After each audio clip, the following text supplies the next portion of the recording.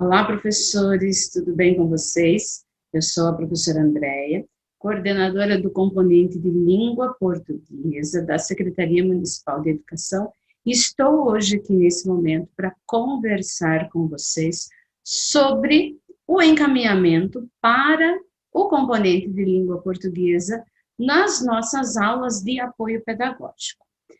O objetivo da nossa conversa hoje é, de fato, fazermos algumas reflexões. Vamos refletir sobre ações para o desenvolvimento dos conhecimentos da língua portuguesa em estudantes com defasagem na aprendizagem.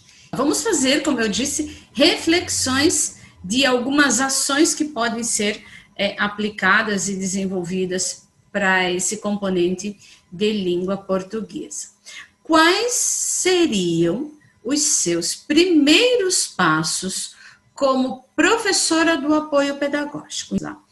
Um ponto muito importante, professor, que você precisa saber, que você precisa ter ao longo de toda a sua trajetória como professora de apoio pedagógico é que o estudante do apoio pedagógico, ele é único, pois ele tem o seu jeito próprio de aprender e as suas próprias dificuldades.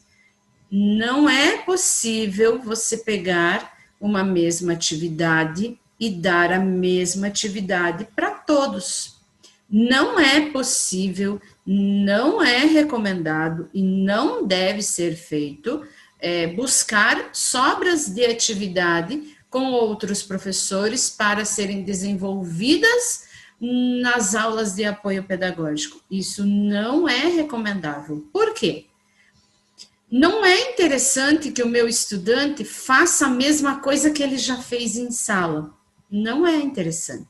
Ele está com dificuldade, ele não precisa reforçar a dificuldade que ele já tem.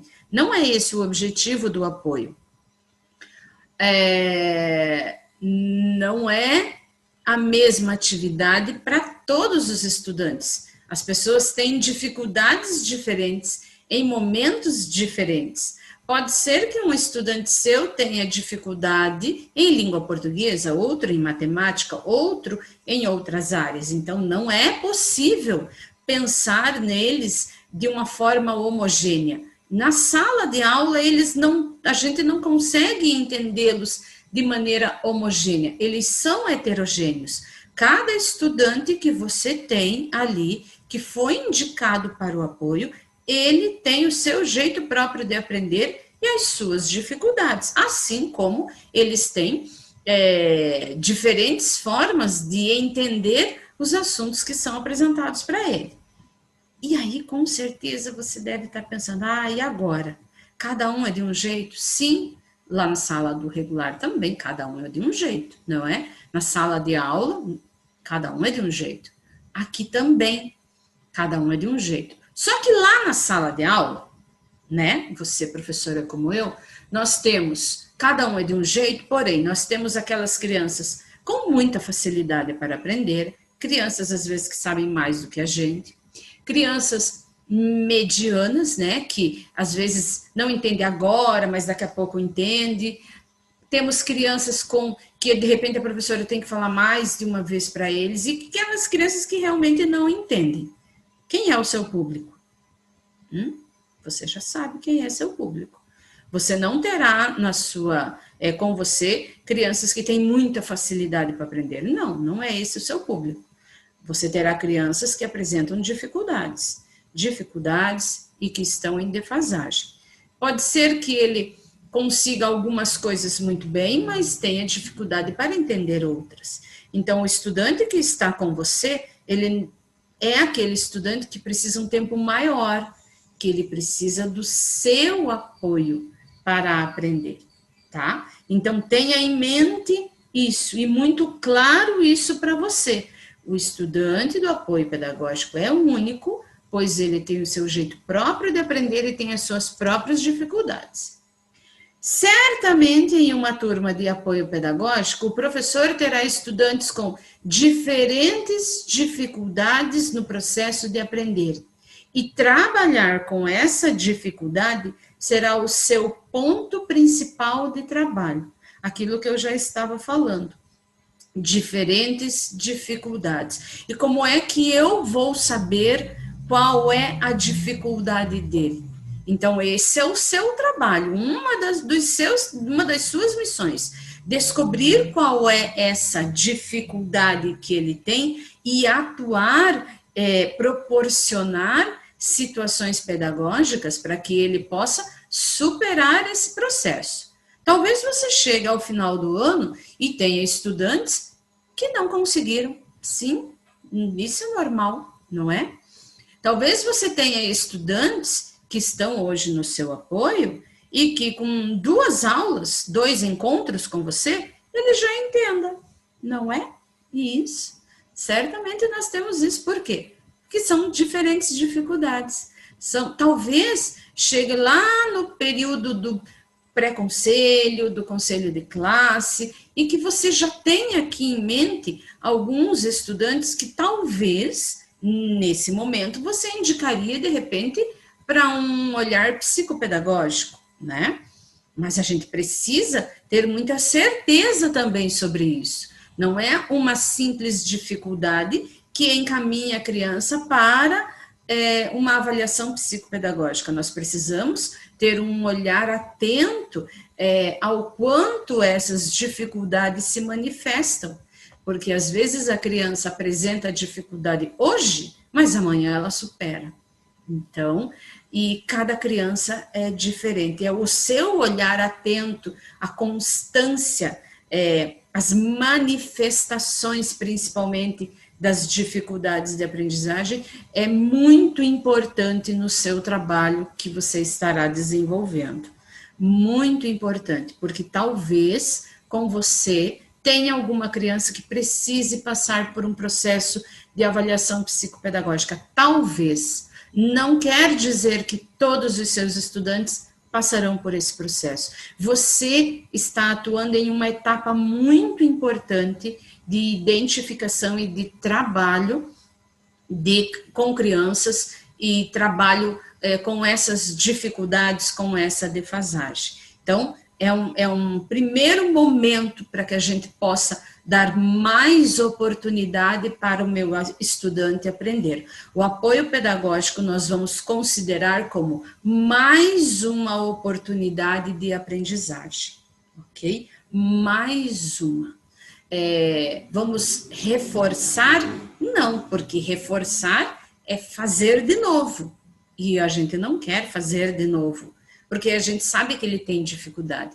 Nós vamos fazer diferente. Por isso que nós não vamos mais usar a palavra reforço, ok? Continuando. E o que eu vou fazer, então? O que fazer, então, com isso?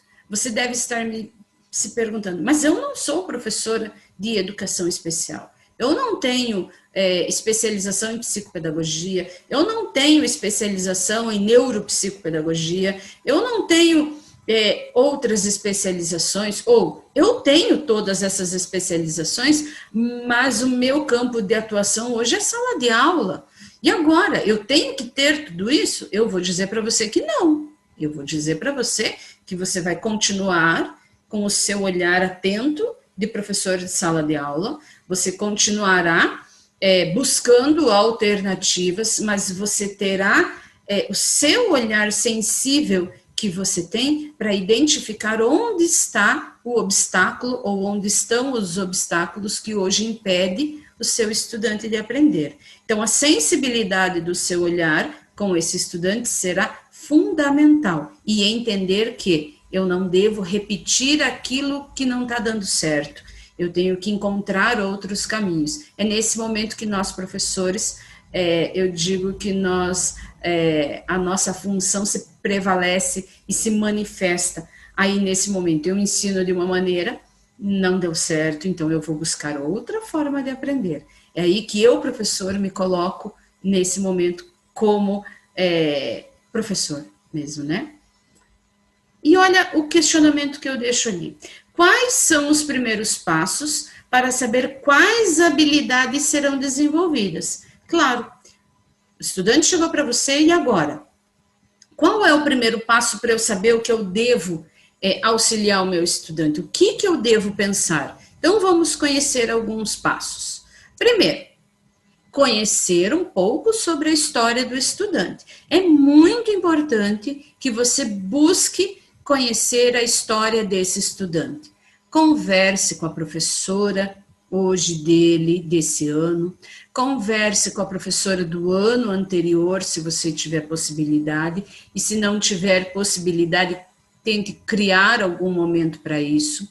Converse com a sua pedagoga sobre a história desse estudante, converse com a família, não é? Sobre a história desse estudante, como foi esse processo. É muito bacana você perguntar para a mãe como que foi o período em que ele estava em casa fazendo os kits. Como que era essa ação de fazer os kits? Era tranquilo? Era legal? Ele gostava? Ou era uma tortura? Não é? Era uma tortura? Ou era tranquilinho, de boa, assim, né? Conheça um pouco da história e dessa história um pouco mais recente dele, não é? Desse ano, do ano passado, do ano retrasado. Veja o histórico dessa criança escolar, principalmente. Outra dica, converse com os professores desse estudante sobre as dificuldades apresentadas pelo mesmo. Não apenas com a professora regente, com as professoras R2 também. Verifique se, de repente, essa dificuldade que esse estudante está apresentando, se as outras professoras já perceberam isso. É muito importante que a gente consiga coletar o maior número de informações possíveis para que a gente possa entender essa criança. Continuando, outra dica. Analise o desempenho do estudante na avaliação diagnóstica de 2021 e 2022. Então, busque com as professoras regentes dele, se ele fez essa prova diagnóstica no ano passado, em agosto do ano passado, como foi o desempenho no mês de agosto. Depois, dá uma olhada como foi o resultado final, né? Quais foram as indicações do resultado final, se houve avanço desse estudante. Dá uma olhadinha na avaliação diagnóstica desse ano que as professoras fizeram. Verifique se houve avanço do mês de agosto até agora, ou onde houve ou onde não houve avanços. De repente, onde não houve avanços, talvez esteja ali a resposta que você esteja procurando, não é? Outra questão, conheça os motivos que levam à indicação desse estudante para realizar o apoio pedagógico. Por que a professora indicou ele para o apoio? Por quê? Qual é a queixa dela, não é? Por que ele está frequentando apoio? Talvez você, nessas perguntas anteriores, você já tenha encontrado a resposta, mas é muito importante que você saiba por que ele foi indicado para o apoio. E esse porquê não é só uma palavra, não é só uma frase, busque outros motivos. Como eu disse, conheça a história dele, converse com a família, verifique essa questão que eu disse de como que ele realizava as atividades. De repente é aquela criança que não realizou nada, que a família não fez nenhuma atividade com ele. Ou seja, temos uma grande defasagem ali e talvez possa ser difícil, como pode ser fácil, não é? A gente não sabe quem é esse estudante, por isso da importância de você conhecer o histórico dele. Outra, logo no seu primeiro contato, com base já nas informações que você coletou, investigue os conhecimentos já adquiridos pelo estudante e tente identificar, então, qual é o seu grande impedimento para o aprender. Você certamente está realizando e terá o assessoramento feito pela fonoaudióloga do departamento, né? A fonoaudióloga educacional do nosso departamento. A Deise traz grandes contribuições, traz alternativas, traz alguns encaminhamentos que são extremamente relevantes para esse estudante do apoio. Vejam, todo o trabalho que hoje a fonoaudióloga indica é para ser feito com esse estudante do apoio, que tem impedimento, que tem alguma barreira muito grande aí nesse processo e que nós precisamos despertar esse estudante para o aprender. Então, todas as indicações feitas pela fonoaudióloga para serem desenvolvidas com os estudantes do apoio pedagógico devem ser feitas na sua integralidade. Por quê?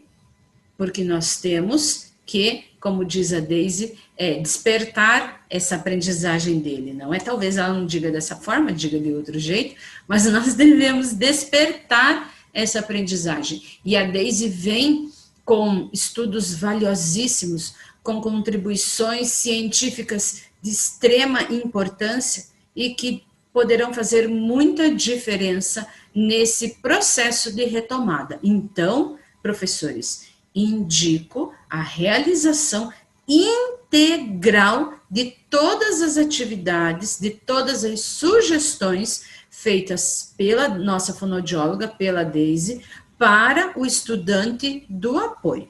Talvez você me diga assim, André, mas isso também poderia ser feito lá na sala de aula, para que o estudante não chegue aqui no apoio.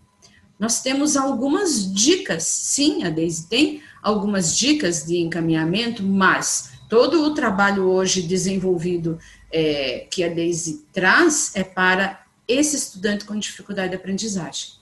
O foco é a dificuldade de aprendizagem. E hoje, professor, você tem a grande missão de ser esse apoio a esse estudante nesse processo de dificuldade. Então, os seus primeiros passos é conhecer essa história, conversar com esses professores desse ano e do ano passado, conversar com a família. Tenha a família como seu grande apoio, como grande apoio. Ela trará informações que você não sabe como ele desenvolveu as atividades nos 2 últimos anos, você não sabe.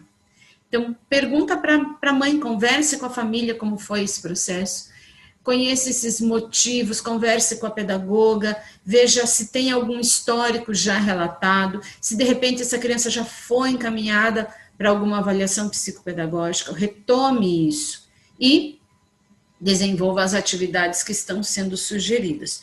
Tudo isso levará para que a gente acerte de fato o alvo? Não sei.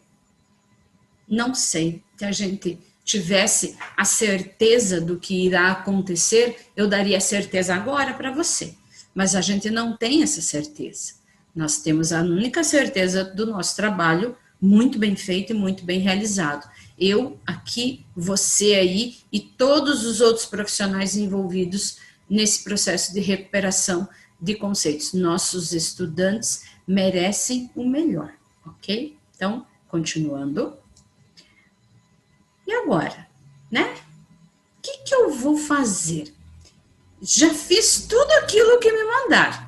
Já resgatei histórico, já conversei com todo mundo, já, sem antes conhecer o estudante, eu já tenho em mãos o que me espera, não é?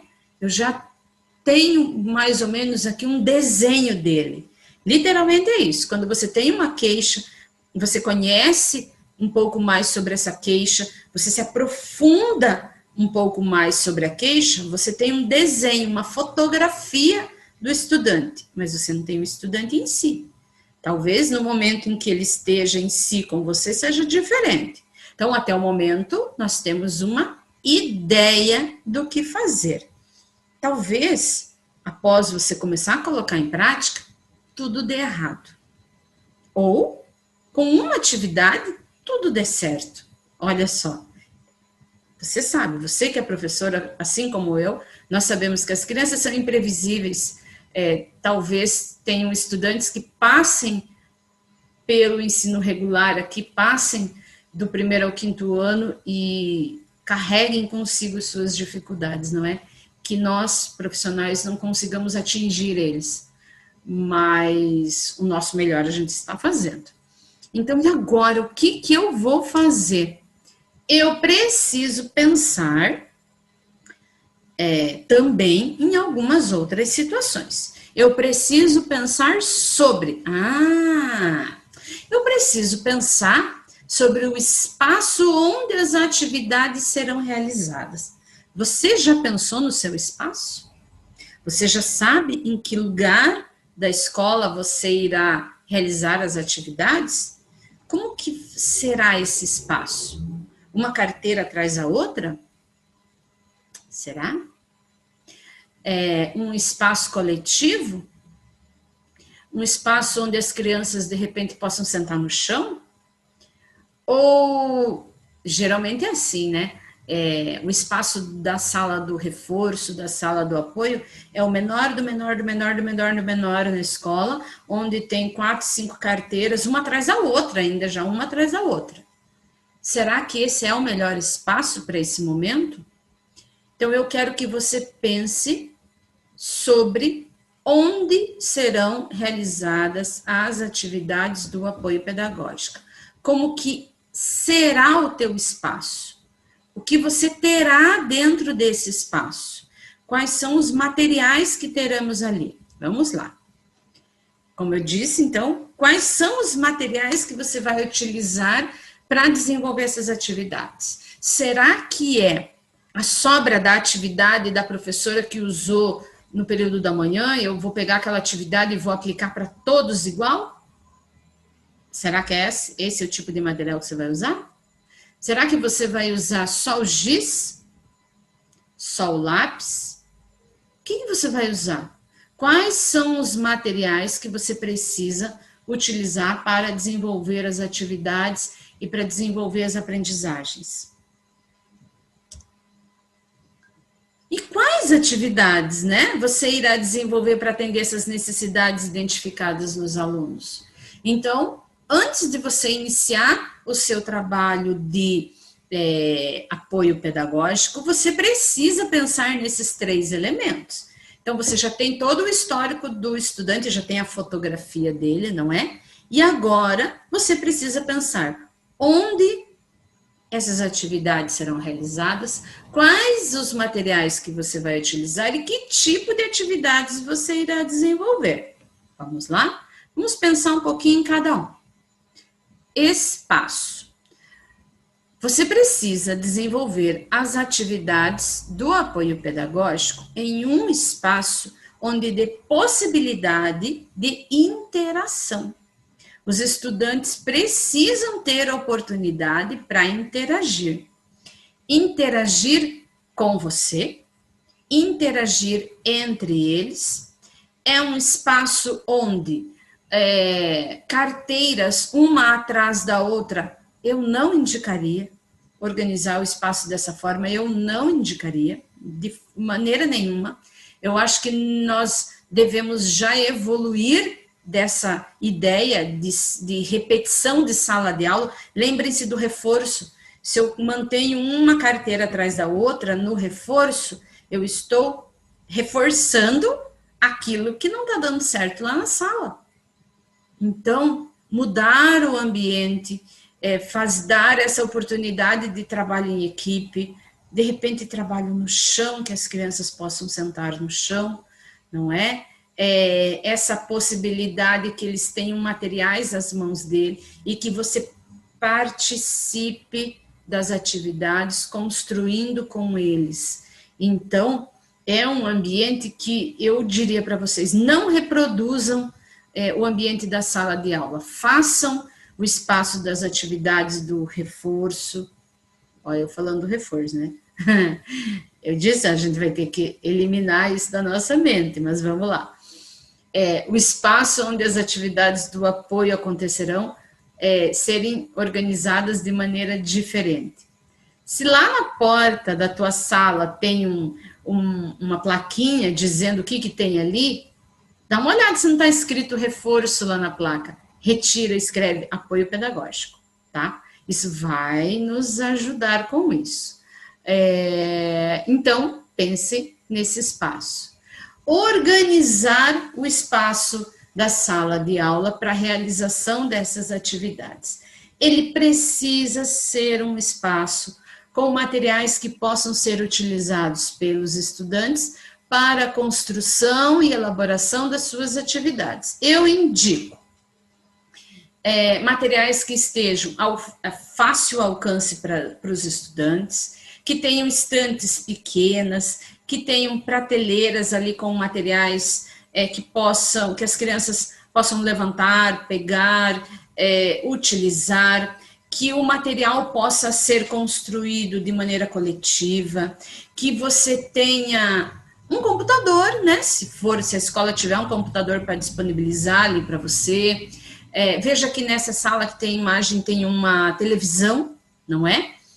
De repente, você pode assistir algum vídeo, alguma atividade, desenvolver com eles ali a partir do que você está assistindo, por que não?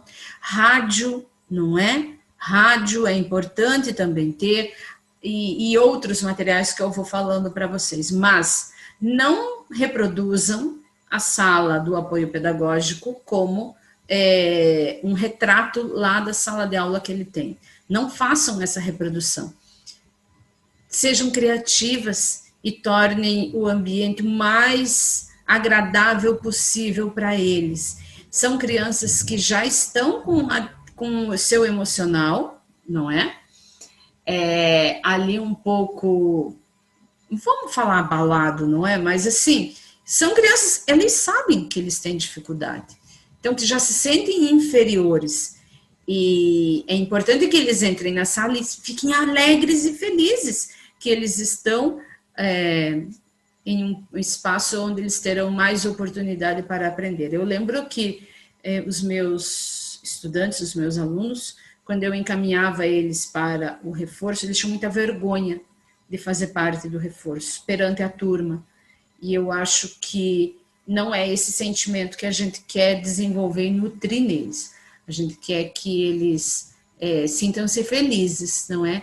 Que eles sintam-se motivados e que eles criem esse vínculo positivo com a aprendizagem. E você consegue fazer isso. Então, tenha um olhar bacana para esse espaço. Use o material que a escola tem, mas torne esse espaço agradável para eles e para você, principalmente. No seu espaço, é importante que tenha muito material que o nosso estudante possa manipular, independente do ano que ele esteja. Lembre-se, ele tem dificuldades, ele tem defasagem. Alfabeto, eu estou aqui falando da língua portuguesa. Os professores da matemática, as coordenadoras da matemática falarão em materiais relacionados à matemática. Nesse momento, eu apresento os materiais da língua portuguesa. Qual é? O alfabeto. O alfabeto você precisa ter em uma sala de apoio pedagógico de todos os tipos. O alfabeto em papel, para você poder recortar e montar palavras e colar.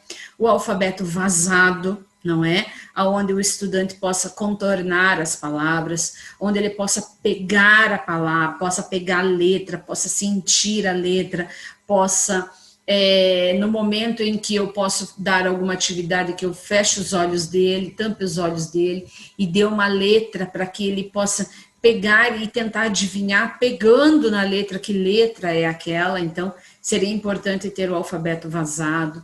O alfabeto em material reciclável, não é? As tampinhas, tem muito professor que eu sei que tem o alfabeto em tampinhas, então isso é legal, isso é interessante. Aqui no canto direito superior da tela, nós temos aqui o alfabeto com as vogais pintadas de uma cor e as consoantes de outra, as letras script, as letras em caixa alta. Não tenham medo com relação a tipo de letra, por favor. Nossos estudantes têm que conhecer todos os tipos de letra. Então, esses jogos de alfabeto são muito importantes e vocês devem ter em sala. Não é um tipo de alfabeto móvel, vários tipos de alfabeto móvel. É importante que na sala do apoio pedagógico isso esteja presente. Além disso, Que tipo de atividade você vai desenvolver com seus estudantes do apoio pedagógico? Que tipo de atividades serão essas? Então, serão atividades que vão fazer com que ele faça reflexão em língua portuguesa sobre o sistema de escrita alfabética. Então, na língua portuguesa, o objetivo do trabalho de vocês é fazer com que o estudante compreenda e faça reflexões sobre a organização do sistema de escrita alfabética. Então, os jogos de palavras são elementos importantes que vão aproximar o nosso estudante desse conhecimento de uma maneira lúdica. Lúdico, professores. Olhem bem, ludicidade deve estar como foco do trabalho do apoio pedagógico. A ludicidade. Tentem organizar as suas atividades partindo do lúdico, iniciando o seu processo com os estudantes, iniciando a sua aula com o estudante com um jogo de palavras, um jogo de letras. Faça as reflexões de palavras, de sons, de letras, de sílabas a partir desse jogo e finalize a sua aula com a sistematização. Tentem pensar nisso. Iniciar jogando, iniciar brincando, iniciar motivando, mas sistematizando, porque senão o nosso estudante sozinho, ele não consegue fazer essa reflexão do que o que eu desenvolvo no jogo é aquilo que eu desenvolvo lá na sala. Muitas crianças, principalmente com as crianças que têm dificuldade ou as crianças que estão em defasagem, não conseguem fazer essa reflexão, essa análise nesse processo. Então, é importante que, vamos supor ali, naquele momento de formar uma palavra, eu faça joguinhos, brinque, forme palavras, mas depois eu escreva isso. Eu finalize a minha tarefa do dia com escrita, tá? Então, partam do lúdico e cheguem à reflexão. Aí eu consigo fazer essa ponte entre o aprender brincando, não é? Nós temos nessas crianças com dificuldades de aprendizagem ou crianças com defasagem, o processo de adaptação deles de novos conhecimentos pode ser diferente das crianças com mais facilidade. As crianças que têm, às vezes, que ainda não compreenderam determinados processos, eles precisarão adaptar mais situações, precisarão ter mais contato com determinados conceitos, para que aí o processo de equilibração consiga ser realizado. Eu estou trazendo aqui conceitos que você já estudou sobre isso, não é? O processo nosso de desequilíbrio, ou seja, quando eu não entendo as coisas, eu não entendi, é um conhecimento novo que chega para você, para mim chega isso, para você também chega um conhecimento novo, vamos colocar aqui uma tecnologia nova, né? Chega um conhecimento novo, nós olhamos e dizemos assim, nossa, mas eu não sei fazer isso, mas eu não entendi, como é que faz isso? E eu estou, então, em processo de desequilíbrio. Nossa, eu não entendi, eu não sei fazer isso. O nosso estudante passa por esse processo. Depois, eu vou entrando em contato com esse conhecimento que eu não entendi. Vou me aperfeiçoando, vou tendo outras oportunidades com esse conhecimento que eu não entendi. E aí eu vou assimilando e acomodando essas novas aprendizagens, até que essa aprendizagem, de fato, seja acomodada e eu volto ao meu processo de equilíbrio, ou seja, quando eu aprendi. Eu me sinto assim em muitas situações. Você se sente assim também. E as crianças quando chegam para você? Você acha que elas não estão em constante processo de desequilíbrio? Sim, elas estavam, por exemplo, na sala de aula, a professora ensinando língua portuguesa, que para alguns parece chinês. Ele não entende o que a professora está falando. Para eles parece um chinês, não é? E ele está em constante desequilíbrio. E aí, nós vamos ter que dar mais oportunidades para ele. Nós vamos ter que trabalhar com assimilação e acomodação para que ele possa, de fato, acomodar e dizer: ah, entendi, ah, agora eu entendi. E daí, ele realmente entendeu, né? Então, as atividades, nós vamos ter que fazer esse trabalho. Porque nós estamos com crianças que não entendem o que a professora faz na sala, e eu vou utilizar esse momento aqui no apoio pedagógico para trabalhar com o processo de assimilação e, na sequência, o processo de acomodação. Então, atividades das mais diferentes formas, o mais lúdico que eu puder fazer nesse processo. Continuando. Tá. Agora vamos pensar um pouco sobre as dificuldades de aprendizagem. Então, fiz o histórico do meu estudante, conversei com a mãe, conversei com a pedagoga, conversei com a professora, olhei a minha sala, organizei as atividades, já desconstruí algumas questões e estou construindo outras aqui na minha mente, um olhar diferente para o meu estudante. E aí eu tenho um estudante, já tenho a foto dele, né, a fotografia da dificuldade aqui na minha mente, e agora eu tenho que atuar com a dificuldade dele.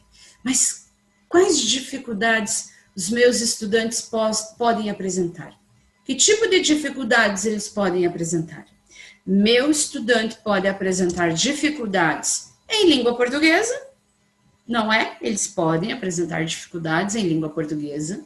Eles podem apresentar dificuldades em matemática, ou eles podem apresentar dificuldades de outra natureza, que eu não sei. Então, vamos falar agora sobre as dificuldades de língua portuguesa. Como trabalhar o componente de língua portuguesa com os estudantes do apoio pedagógico. Será que é fácil? Você já sabe a resposta, não vai ser fácil. O estudante que vem para o apoio pedagógico com indicação de defasagem de conteúdo ou dificuldade em língua portuguesa, será que é o estudante que tem facilidade para aprender? Pode ser que ele tenha facilidade para aprender, mas não a língua portuguesa, não é? Então, mas como que eu, professora, vou trabalhar com a língua portuguesa com essas crianças que apresentam uma maior dificuldade? Vamos lá. Qual é a metodologia do trabalho do componente de língua portuguesa? Você sabe? O que o referencial curricular do nosso município indica que deve ser, como deve ser trabalhada a língua portuguesa no dia a dia em sala de aula? Você tem uma noção sobre isso? A metodologia de trabalho do componente de língua portuguesa é texto, reflexão, texto. Ou seja, todo trabalho com a língua portuguesa, ele deve partir e nascer de um texto. Por quê? Porque o texto é a forma real de escrita.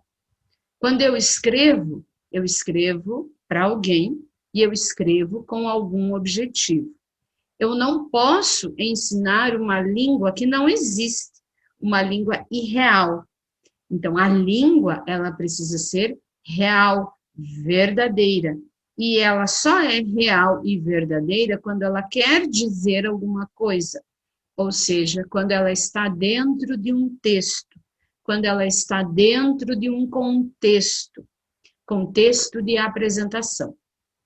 As letras sozinhas, sem estar escritas em espaço algum, elas não têm nenhum sentido. Então, a letra, dentro de um texto, é o objeto de estudo da língua portuguesa. E o trabalho da língua portuguesa, a metodologia que deve ser utilizada nesse componente curricular é partir do texto, desenvolver atividades de reflexão sobre esse texto e finalizar o trabalho da língua com um novo texto, ou seja, texto, reflexão, texto. Essa metodologia do trabalho da língua portuguesa não é nova, ela não nasceu com o nosso referencial, ela vem dos parâmetros curriculares nacionais lá de 1997. Então, não é algo novo, nós não estamos descobrindo a roda agora, não. Não é algo novo, não é algo recente, ele faz parte da metodologia da língua portuguesa, a qual a BNCC manteve essa metodologia e reforçou ela. O referencial curricular do Estado do Paraná, que é o nosso suporte de estudo, também reforça e mantém, e o referencial curricular do município também vem e desenvolve essa metodologia de trabalho da língua portuguesa, onde parte-se de um texto, realiza todo o processo de reflexão, de análise, de escrita, do entendimento da língua e finaliza com um texto. Entendido? Então, vamos em seguida. Mas como é que eu vou seguir a metodologia de língua portuguesa do referencial curricular de São José dos Pinhais se o meu estudante do apoio pedagógico ainda não tem os pré-requisitos necessários para a alfabetização? Como é que eu vou seguir o referencial a partir de um texto se o meu estudante não sabe nem o que é letra, não sabe nem o que é som, não sabe, não entende isso? Ele ainda está lá no processo que eu falei para vocês de desequilíbrio. Ele ainda está olhando, ouvindo a professora fazendo sons e pensando assim, por que ela está fazendo isso? Onde eu vou colocar isso? Em que momento que eu vou usar isso? Por que eu tenho que fazer isso? Então, isso ainda faz parte do desequilíbrio dele. E agora eu vou acalmar o coração de vocês, professores. Agora eu vou acalmar. Veja, quem irá desenvolver a língua portuguesa com tudo aquilo que o referencial curricular do município indica é a professora lá da sala de aula. Lá na sala de aula, com a sua turma, a professora tem obrigação, dever de seguir exatamente e desenvolver a metodologia da língua portuguesa do referencial. Ela precisa fazer isso, porque ela deve seguir o referencial. No apoio, é diferente. No apoio, o meu estudante que vem para o apoio é o estudante que não dá conta do que está lá na sala de aula. Então, eu não posso dificultar mais ainda a vida dele. Eu tenho que fazer diferente. Então, sigamos. Eu escolhi essa imagem do Kiko porque, com certeza, você deve estar pensando, como é que eu vou fazer isso se o meu estudante não sabe aquilo, né? Então, olha a resposta para vocês.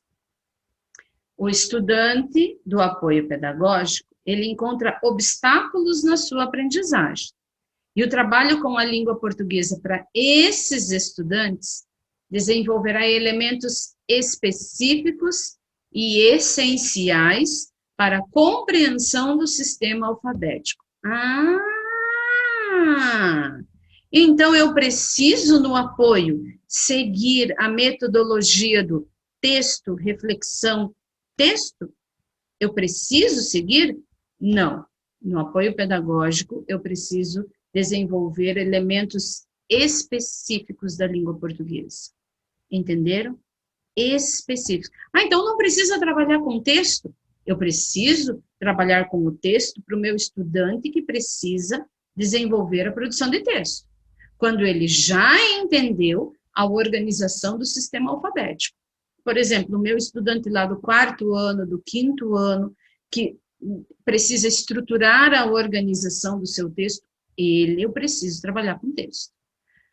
O meu estudante lá do 2º ano, lá do 3º ano, que ainda a escrita dele, ainda ele não consegue fazer todas as associações da letra com o som, eu vou trabalhar com texto com ele? Nesse momento, ainda não. Nesse momento, eu vou trazer o primeiro que é essencial para que ele entenda o sistema alfabético. Entenderam o que eu estou falando? Com certeza, sim. Então, eu vou trabalhar conforme o que o meu estudante precisa. Primeiro, eu preciso fazer com que ele compreenda a organização do sistema alfabético. Então, eu preciso, naquele pouco tempo que eu tenho, filtrar algumas atividades e filtrar alguns conhecimentos. O meu estudante do 4º e 5º, ele não organiza as ideias na produção de texto dele. Então, com ele eu preciso fazer isso. Eu preciso trabalhar com a organização das ideias no texto. Então, o estudante do apoio, eu tenho que trabalhar o obstáculo específico que está impedindo a aprendizagem dele. Por isso que venho batendo com vocês desde o início de que cada estudante é cada estudante tem a sua dificuldade de aprendizagem, e por isso que precisamos adaptar as atividades conforme a necessidade do nosso estudante, ok? Mas agora eu vou fazer alguma atividade com vocês. Vamos pensar em uma situação aqui. Talvez alguns professores já tenham feito essa atividade comigo, mas vamos lá. Atividade. Observe os símbolos e forme uma frase com os sinais apresentados. Não é preciso utilizar todos. Então, agora eu vou fazer uma atividade, eu vou mostrar alguns sinais para vocês, alguns símbolos, e eu quero que vocês montem uma frase, tá? Vai ser rapidinho. Uma frase. Se você quiser, utilize todos, se não, não. Então, você verá alguns sinais e você deverá fazer uma frase. Está pronto? Então, vamos lá. Monte uma frase.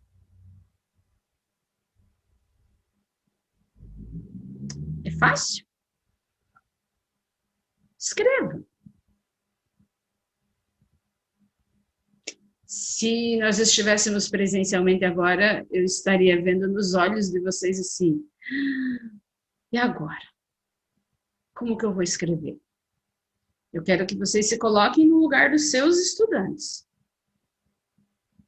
Mas faça uma frase. Fácil ou difícil isso? Você conhece essa escrita? Você conhece a escrita? O que você acha? Quando você apresenta o teu alfabeto, teu não, nosso, né? Nosso alfabeto para o estudante, ele deve estar sentindo a mesma coisa que você está sentindo agora. Não é? Você conseguiu formar uma frase? Será que você conseguiu?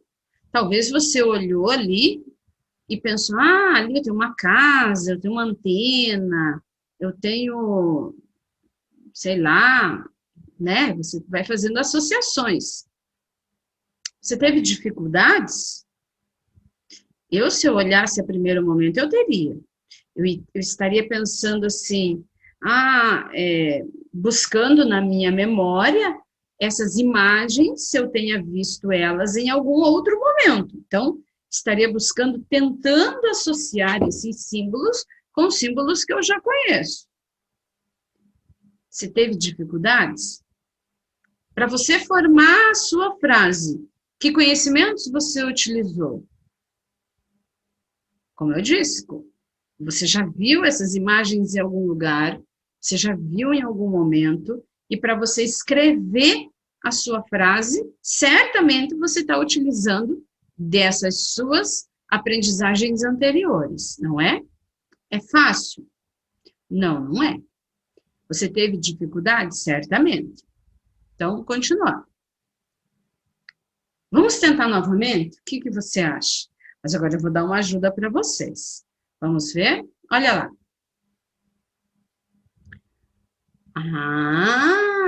Agora está mais fácil. Isso. Então, essa é uma escrita japonesa, não é? Ela é uma escrita ideográfica. O que seria uma escrita ideográfica? Os desenhos, os símbolos representam palavras. Então, o símbolo todo representa uma palavra. Completamente diferente do nosso sistema de escrita. O nosso sistema de escrita é um sistema de escrita alfabético, onde a nossa escrita não representa palavra, a nossa escrita representa som. Aí é que está a grande diferença.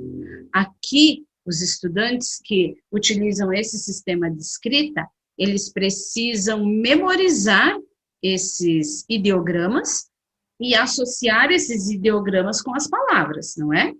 O nosso sistema de escrita também parte por essa perspectiva. Eu preciso associar os sons às letras. Então, o nosso sistema de escrita alfabético, ele se utiliza de sons para que a gente possa escrever. Para que eu possa escrever tudo o que eu quiser. Eu posso representar tudo o que eu vou falar utilizando letras. E eu tenho apenas 26 letras que precisam ser combinadas para que elas possam representar o meu pensamento. Então, eu quero que nesse momento você se coloque no lugar do seu estudante que ainda não faz a relação letra-som, que ele não consegue entender esse processo de fazer essa relação. Como é que ele consegue escrever? Você teve dificuldade, certamente, quando eu apresentei para você esse sistema. Você buscou associações. O seu estudante, provavelmente, quando ele olha só a letra, ele vai pensar, eu já vi isso em algum lugar. Isso pode ser isso, pode ser aquilo. Então, ele faz as suas tentativas a partir da memória que ele tem.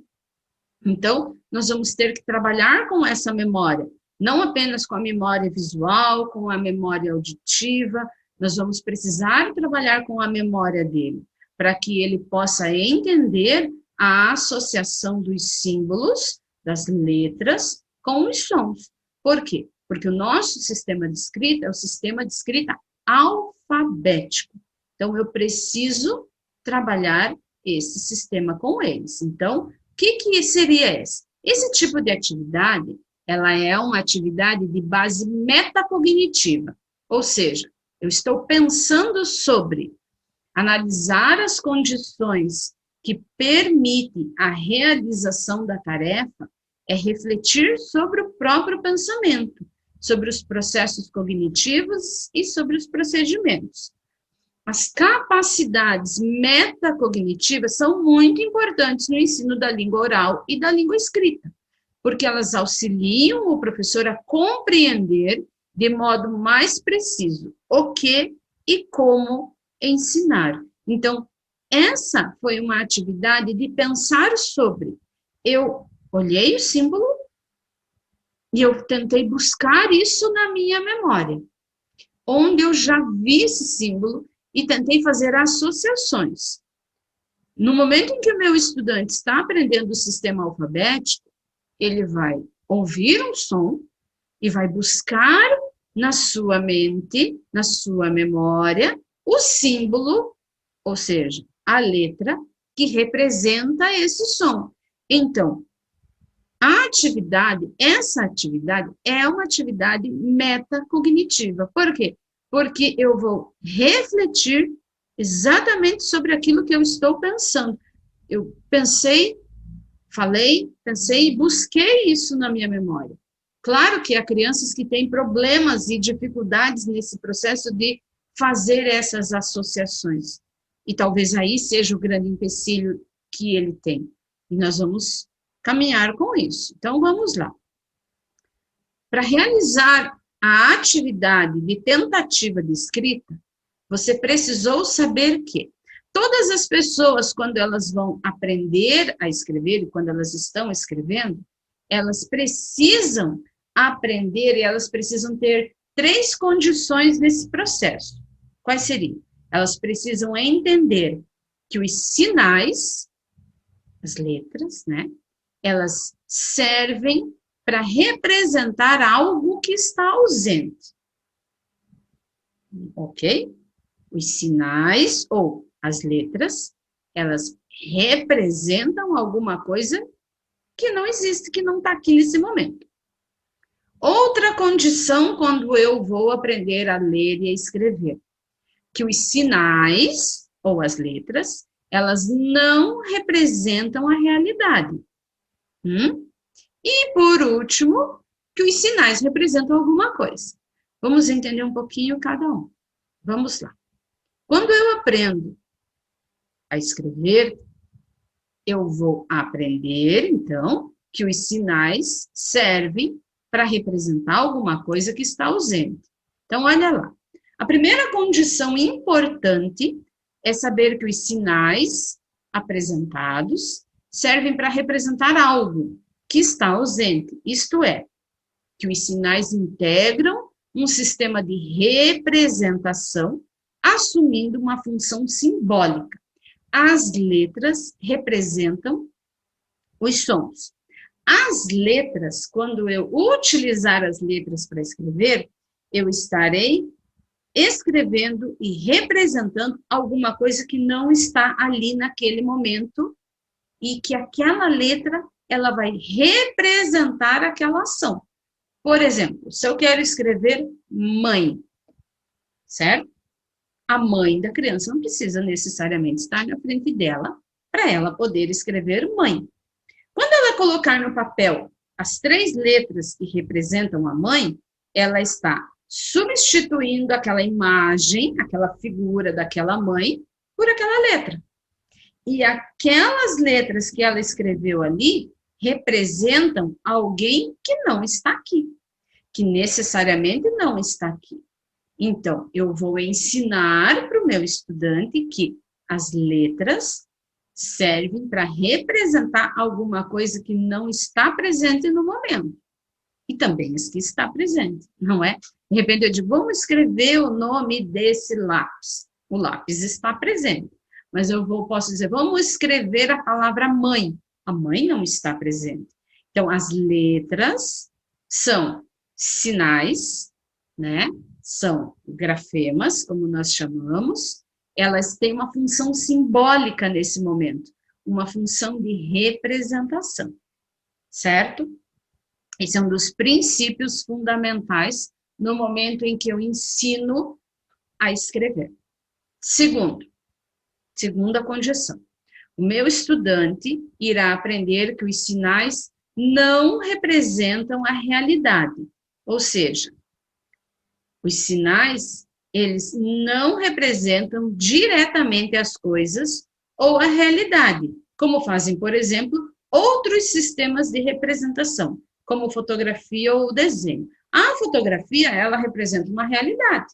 Se eu for aqui fora da minha casa e bater uma foto, aquela foto representa a frente da minha casa, tá? O desenho da bola, quando eu desenho uma bola, eu estou representando uma bola. Quando eu escrevo e eu uso letras, eu não represento a realidade. Tem aquele exemplo clássico, né, do realismo nominal. Quando a criança pensa lá que ela vai escrever a palavra trem, e na cabeça dela, trem é muito grande, então tem que ter muitas letras. Ela ainda associa as letras a outras questões da realidade. Outra condição é que os sinais representam algo. Saber que os sinais são utilizados para representar a linguagem verbal. São, portanto, um tipo de sistema de escrita. A escrita é, assim, um sistema de representação da linguagem verbal. Como assim? Olhem o que o menino escreveu ali na imagem. Ele escreveu Luiz. Então, o que ele escreveu está representando alguma coisa. Então, os sinais não representam a realidade, mas o que eu escrevi ali está representando alguma coisa. O Luiz, a escrita ali quer dizer que é o Luiz. Isso, para nós, que já somos leitores, que já somos escritores, que isso é natural para a gente. Isso se tornará natural também para os nossos estudantes, quando eles compreenderem esse processo. A partir do momento em que eu consigo adaptar esses conhecimentos, que eu consigo acomodar esses conhecimentos aqui na minha mente, isso se torna muito fácil, não é? E é isso que nós queremos. Então, a condição para a escrita, voltando aqui esse slide, condição para a escrita. Eu vou ensinar que os sinais servem para representar alguma coisa que não está, algo que está ausente, que não está aqui comigo. Eu vou ensinar que os sinais não representam a realidade, não é porque o objeto é muito grande que ele tem que ter muita letra, não é? E que os sinais representam alguma coisa, ok? Então, essas são as condições para a escrita. Vamos lá. O meu estudante, quando ele inicia o seu processo de escrita, o seu processo de conhecimento da língua portuguesa, a primeira coisa que ele precisa compreender é o princípio alfabético. O que é o princípio alfabético? É entender que a língua é organizada por um processo de representação, onde os sons da fala, os fonemas, né, eles são representados por símbolos que podem ser escritos, que são, né, a representação do grafema em letras. Ou seja, quando o meu estudante entende o princípio alfabético, entende que o som que eu falo, eu represento em letra, ele consegue compreender todo o nosso processo de organização da escrita. Então, o que eu tenho que ensinar para esse estudante? A representação do som em letra, certo? Quando ele entende isso, ele entende o princípio alfabético. E depois que ele entende que ele pode colocar no papel aquilo que ele está falando e pensando, depois a gente apenas aperfeiçoa isso no decorrer da vida, não é? No decorrer da vida a gente aperfeiçoa. Mas o princípio fundamental do sistema de escrita alfabética é entender esse princípio alfabético. E o que é o princípio alfabético? É entender esse processo da representação do som em letra.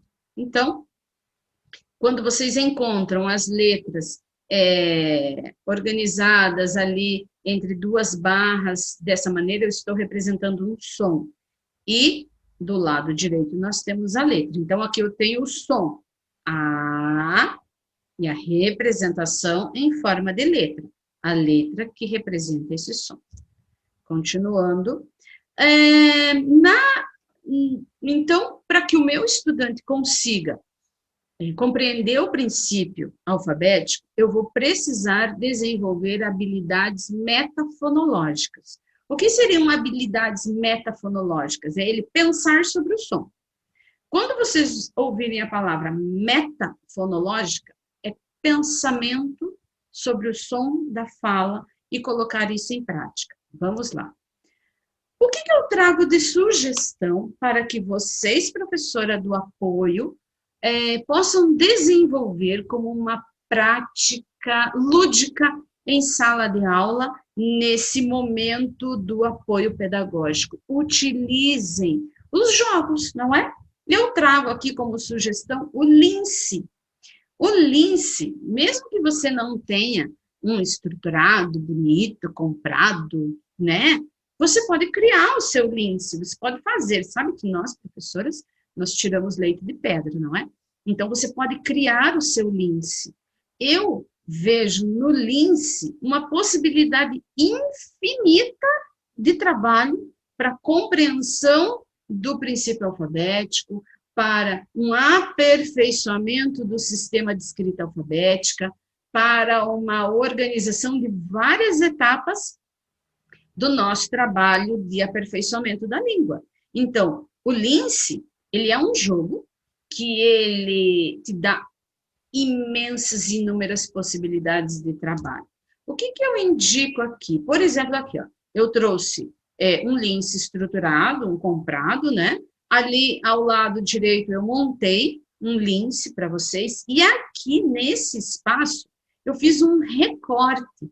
Eu peguei algumas imagens do Lince que me interessavam. Então, eu posso trabalhar com todo ele grande estruturado, como eu posso trabalhar com pequenos recortes dele, com pequenas partes do Lince partes que me interessam, partes que eu queira trabalhar e desenvolver, porque às vezes, dependendo da criança, são muitas figuras para eles, né? E eu posso reduzir esse campo de atenção deles para algumas palavras que eu queira. E eu posso montar essa tabela do Lince do jeito que eu quiser, da forma que eu quiser. Se eu posso colocar ali fazer um Lince só com palavras que iniciam com a letra A, né, que iniciem com esse som, ou palavras que terminem com A, é você que vai montar, você pode fazer ele do jeito que você quiser. Lembre que eu falei, vamos começar com uma atividade lúdica, né? Vamos começar jogando, vamos começar brincando. Então, por que não começar pelo Lince? Então, o Lince é uma possibilidade que eu posso trabalhar com estudantes do primeiro ano e do segundo ano, para quê?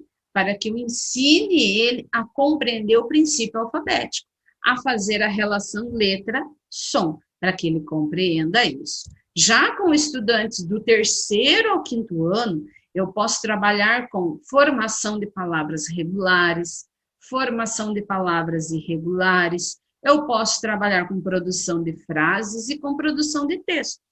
Sim, eu posso fazer inúmeras atividades com uma tabela do Lince. Então, o Lince é uma sugestão que eu dou para vocês de trabalho pedagógico, para vocês utilizarem, partirem da ludicidade para sistematização. Fiz agora, então, a partir de agora, eu trago alguns exemplos de habilidades que vocês podem estar desenvolvendo com os estudantes, com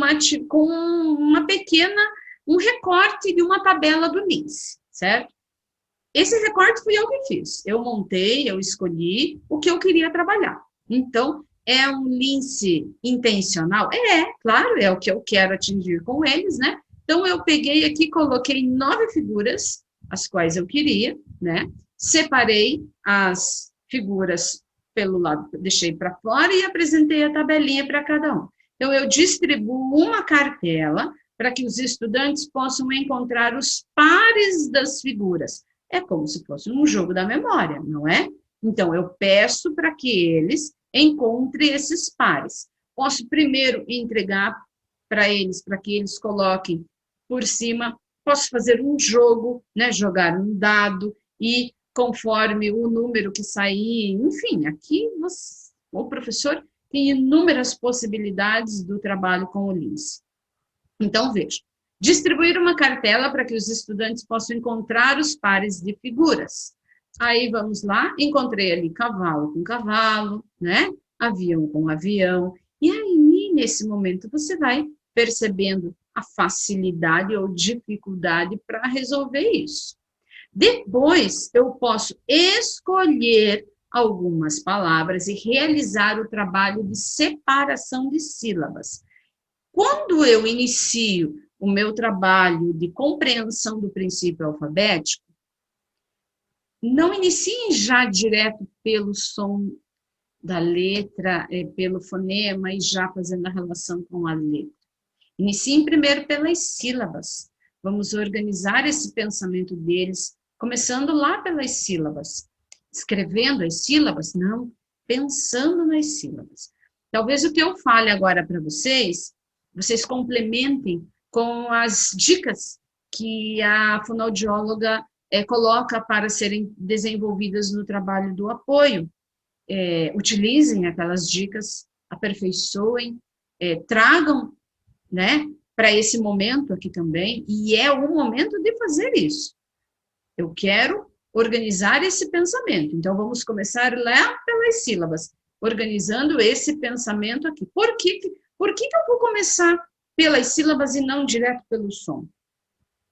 Vocês lembram da escrita, quando eu tenho que fazer com que o meu estudante saia do nível da escrita pré-silábica e vá para a silábica?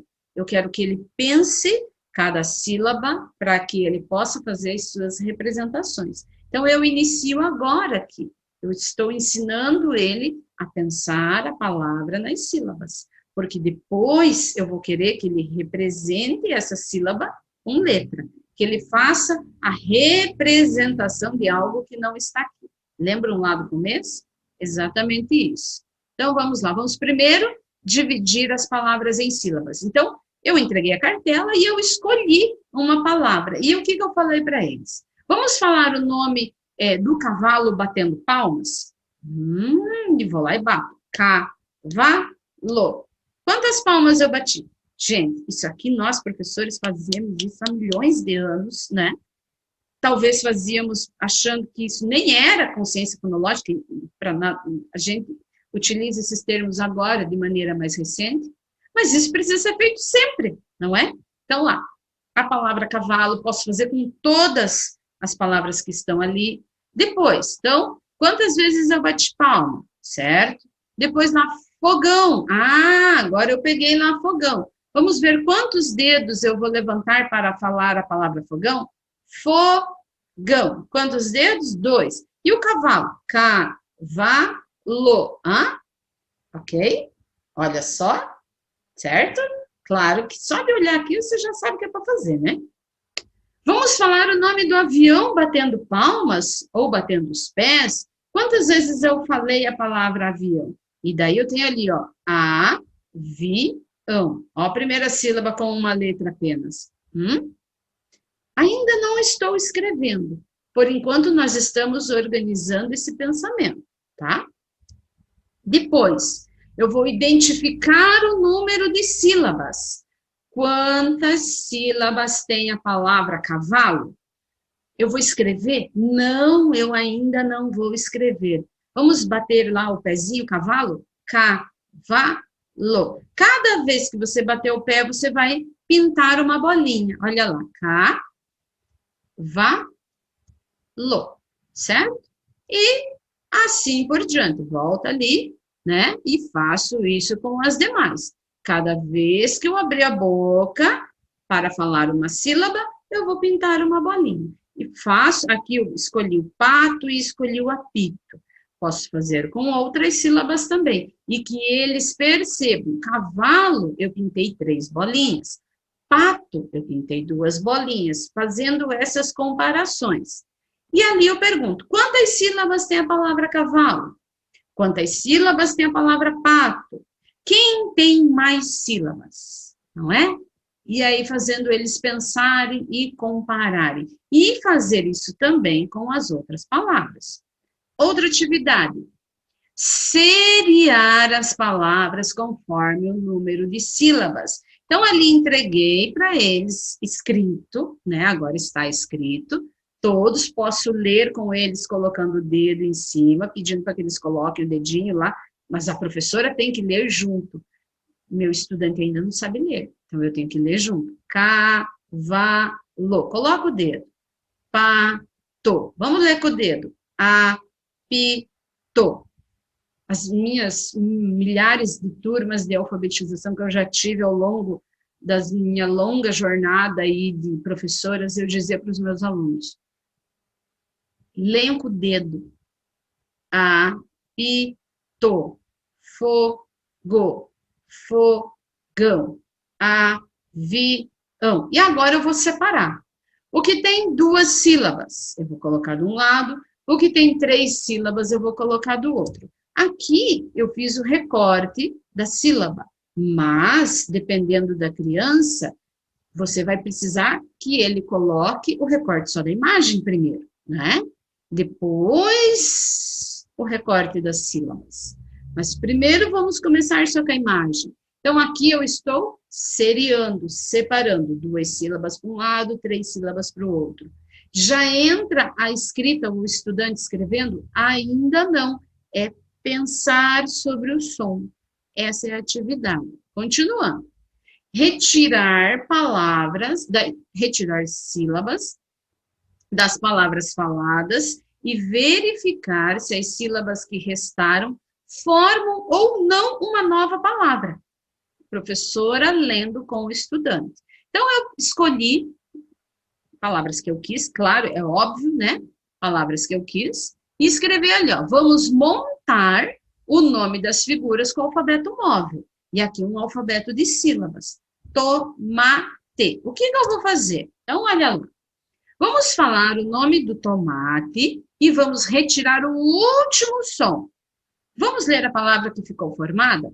Então, olha lá, né? Retirei o último som e o que ficou? Né? Toma. E faço com o sapato. Só que com o sapato eu estou fazendo diferente.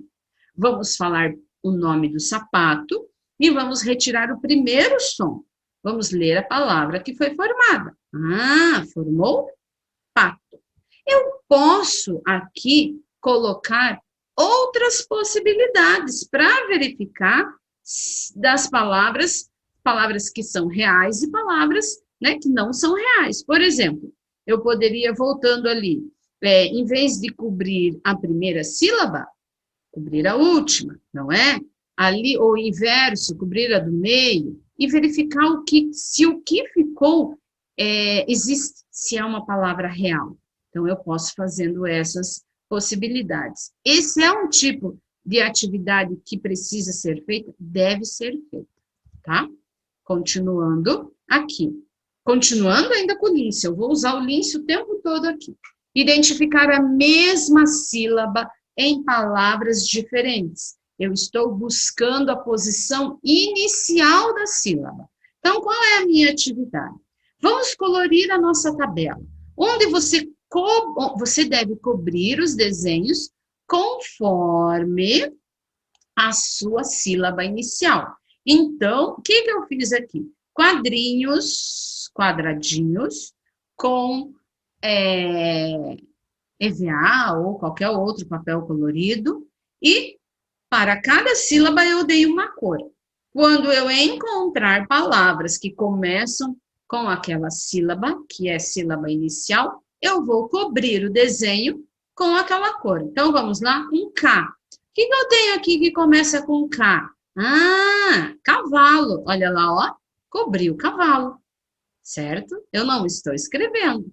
Cavalo. Outro desenho que começa com K. Olha lá. Outro desenho começa com K? Camelo. Olha lá, cobri o camelo. E agora com Bo. Que começa com Bo ali, ó? Bolo. E outra coisa que começa com Bo? Bola. E assim eu faço com os demais. Posso organizar uma tabelinha só com o que eu preciso, entenderam? Então, ali, busquei outras, só o som inicial. Então, eu estou identificando a mesma sílaba em diferentes palavras na posição inicial. Mostro o quê? Mostro para eles que o K está no cavalo, está no camelo, no cabelo, no caminhão e em tantas outras. Som inicial. Continuando, aqui. Identificar o fonema inicial das palavras. Agora, saio da etapa de sílabas e vou para a etapa de fonemas. Devo fazer assim, André? Explore tudo o que você puder com sílabas. Depois, começamos a entrar nos fonemas. Os fonemas são as unidades mínimas de som. Unidades mínimas. Eu não começo do mínimo, eu começo pelas sílabas. A representação das sílabas, depois o que é mínimo daquela sílaba, que é o fonema. Então, olha lá. Escute o som que eu vou fazer. Professoras, é muito importante que vocês conheçam os fonemas. A nossa fonoaudióloga, ela ensina muito bem isso.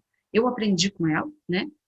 E vocês também. Então, assim, nesse momento, dúvidas, recorram aos materiais que ela oferta, busquem esses materiais para que vocês façam o fonema da maneira correta. Você já imaginou ensinar o fonema errado? Aí não vai dar certo, né? Então, tenham certeza do fonema que você está ensinando. Então, olha lá. Escute o som que eu vou fazer. Então, eu faço o som. E aí, eu dou a cartela para ele. Olha lá na cartela. Agora, encontre na cartela um desenho que começa com esse som. E eu vou pedir para ele colocar o dedo. Um desenho que começa com A. O que será que ele vai achar? Aí eu coloquei a aranha, não é? Claro que a aranha, se eu pensar na palavra, eu tenho uma vogal nasal ali no meio, no R, não é? Mas eu não estou ainda trabalhando com a vogal nasal, eu estou com a oral.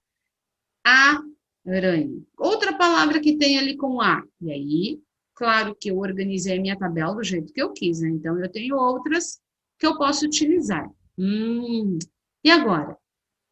Identificar o fonema em diferentes posições nas palavras. Olha só o que eu proponho para vocês. Uma outra possibilidade. Voltando ali.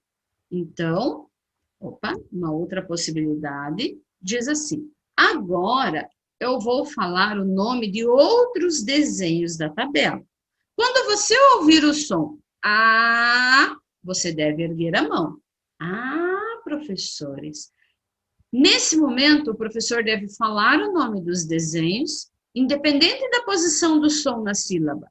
E pode fazer também isso com outros fonemas. Por exemplo, eu vou falar a palavra globo.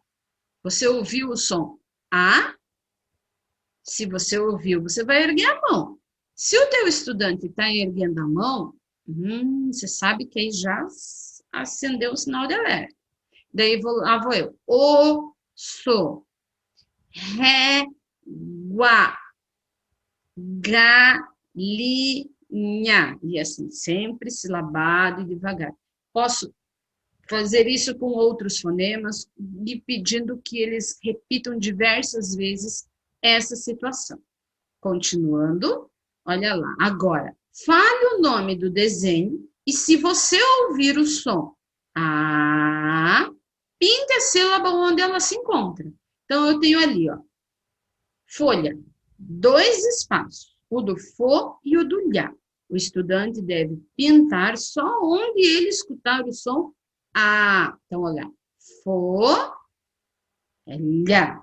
Isso, mágico lá, ó. Mágico. Cenoura, cenoura.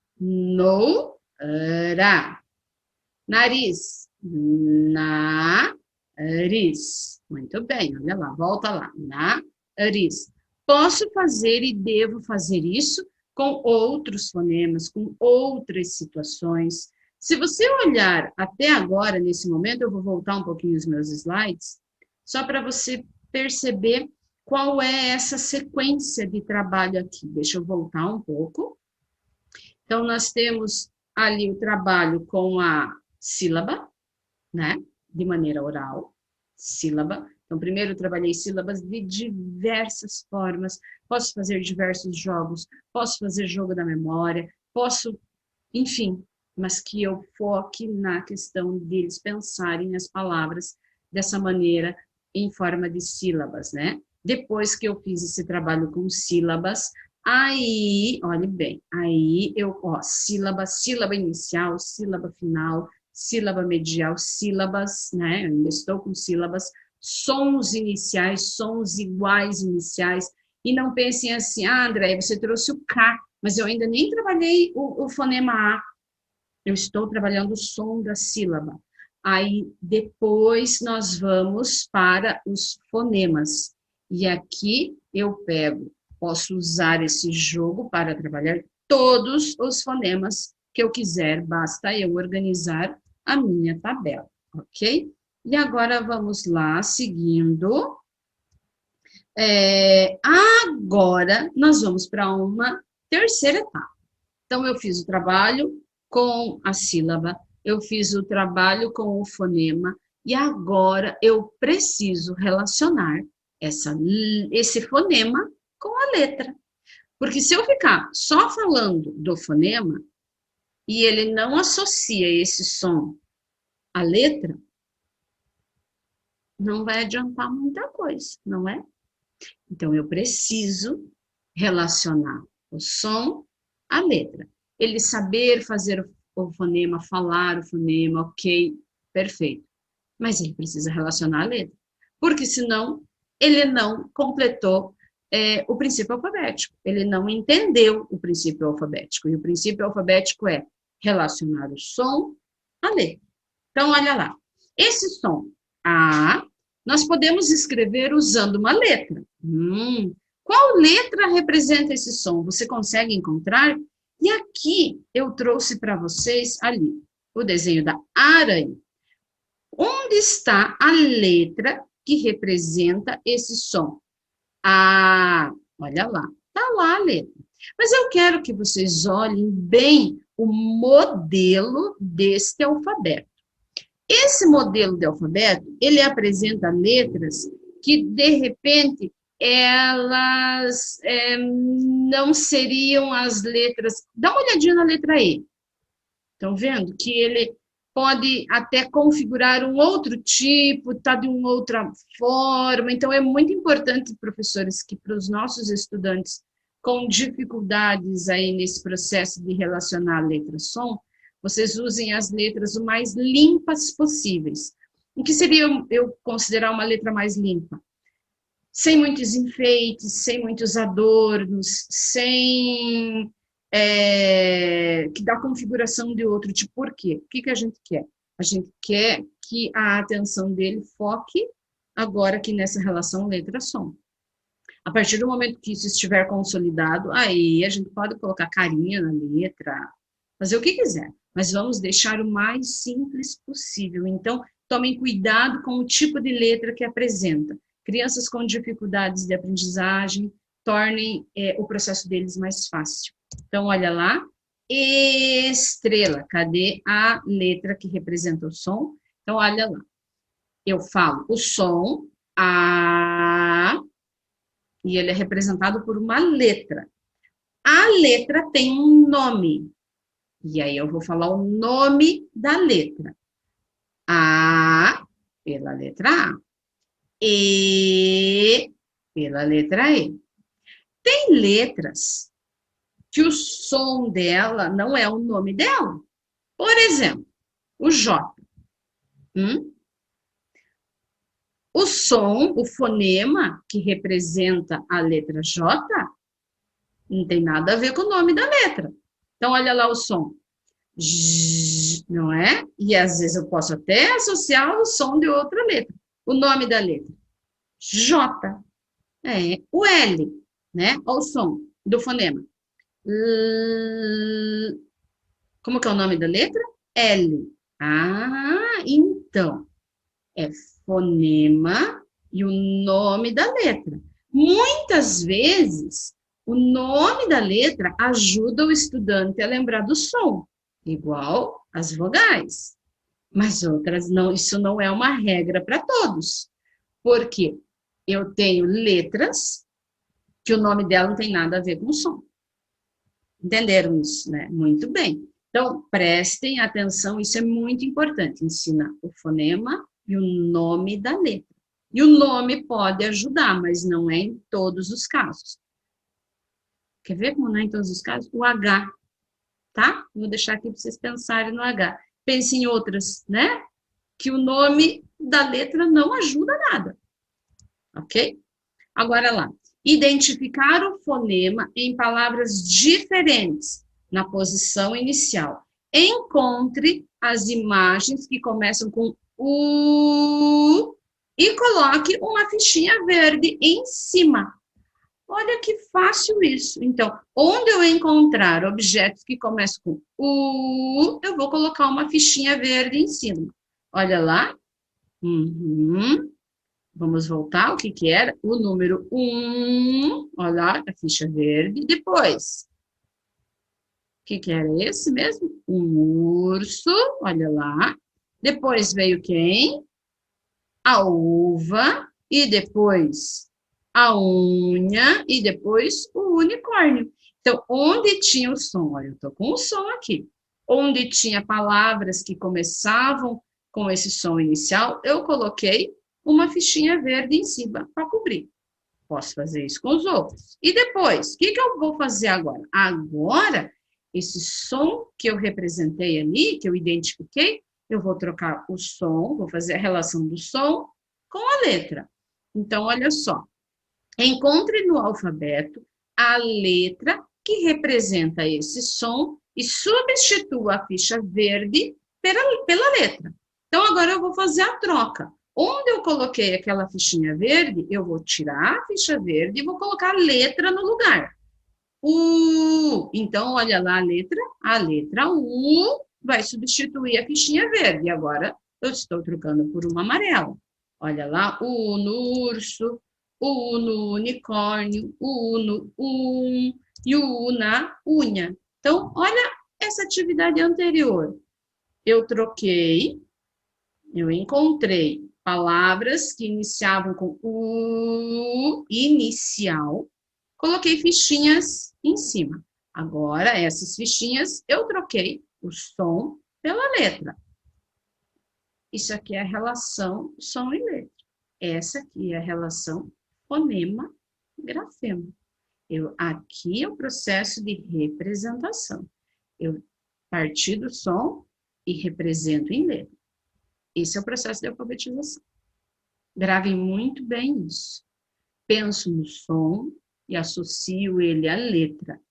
Eu estou lá no começo da minha fala, relacionando som e letra. Cheguei nele aqui. Indico para vocês assistirem aqui, eu fiz o ano passado uma produção com vários vídeos, onde eu trago para os professores algumas possibilidades de trabalho com as letras. Então, é uma oportunidade nesse momento.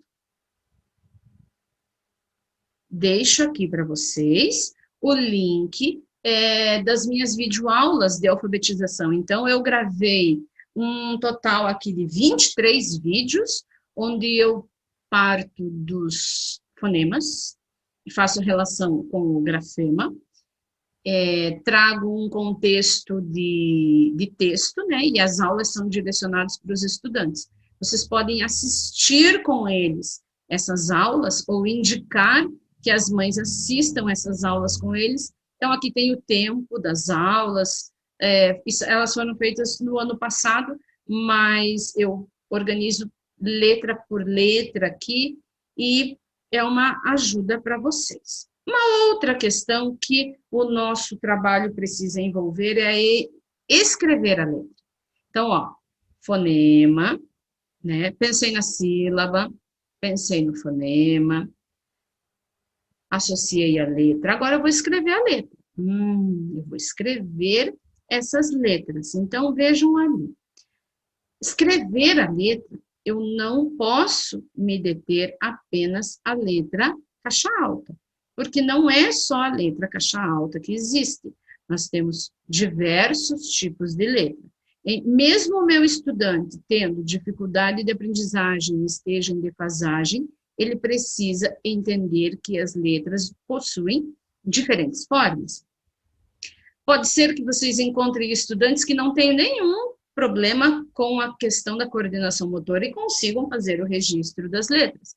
Como pode ser que encontrem estudantes com dificuldade nesse processo da coordenação?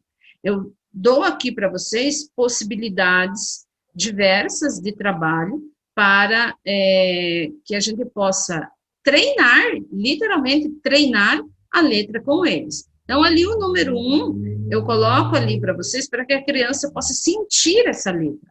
Escrever no chão, escrever na mão, escrever nas costas, que ele possa andar por cima da letra, que ele possa colocar isso como um significado, e aqui nesse momento você pode ensinar o traçado, né? Qual é o caminho correto para percorrer, para chegar à letra. O trabalho com a massinha, mas no reforço, no apoio, reforço, aí eu falando reforço, mas no apoio pedagógico eu vou trabalhar a massinha? Se precisar, você precisa trabalhar assim. Com todos, gente, é com quem precisa, não é com, não vamos nem retomar essa fala de que é com todos, é com quem precisa. Talvez, como eu disse, vocês não precisem fazer isso, mas às vezes podem precisar. Ali a letra para o estudante contornar a sua letra, não é? As caixinhas de areia, as caixinhas, que hoje é uma alternativa, a educação infantil usa isso, para o estudante fazer o treino, e aqui, professora, você pode fazer esse treino com ele. Aqui, uma possibilidade com gel, para que o estudante possa passar o dedinho e ver o sentido da letra, e depois, para finalizar isso no caderno. Como eu disse, talvez você não precise fazer isso, mas pode ser que seja necessário. Talvez algumas etapas, não é? Mas não descarte isso. E não use nas suas aulas de apoio atividades que se remetam às questões mais tradicionais de treino de letra. Tragam o treino e a escrita de letras para questões mais atuais e lúdicas. Como assim? Você entendeu o que eu falei, não é? Não peguem, por exemplo, a imagem 6 e façam só a imagem 6 para o estudante copiar a folha inteira com aquilo. Ah, mas ele precisa. Claro que ele precisa, mas eu posso fazer diferente. Tem outras possibilidades. Olhem bem ali, tá? Aqui, agora vamos começar a sistematizar as sílabas. Então, vamos montar com o alfabeto... Opa, continuando lá. Vamos montar com o alfabeto móvel as letras dos nomes das figuras. Fale as sílabas e coloque tampinhas nos espaços.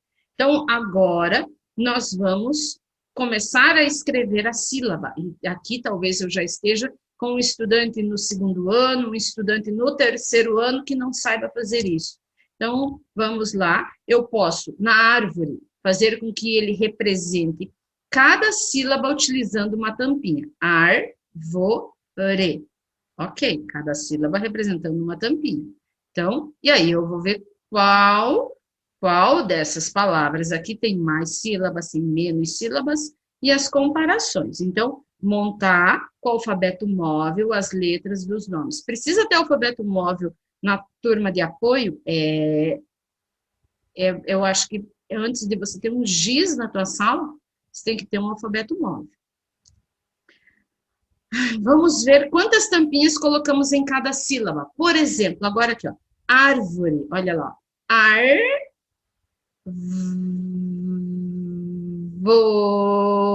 Ó, um som, dois sons. Árvore, Então, eu fiz dois sons, estão vendo? Então, aqui é a representação do fonema utilizando tampinhas. Certo? Uma tampinha, outra tampinha. Uma tampinha. Outra tampinha. Certo? Agora eu vou trocar a tampinha pela letra. Então, cada som que eu representei, eu vou trocar por uma letra. E ali eu escrevo o ar, o vo e o re. A relação fonema-grafema. E, para finalizar, eu indico a literatura infantil, não é? A literatura infantil, aqui como a gente trabalhou muito letra do alfabeto, nós temos diversas e inúmeras literaturas que trazem as letras sendo contadas em histórias. E aí você me diz assim, André, mas você disse que a gente não vai trabalhar com texto.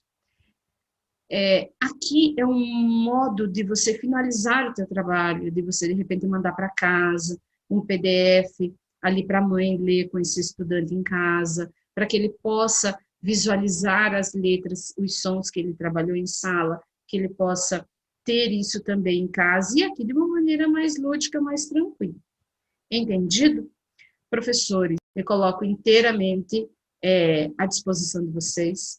Nos vemos em breve.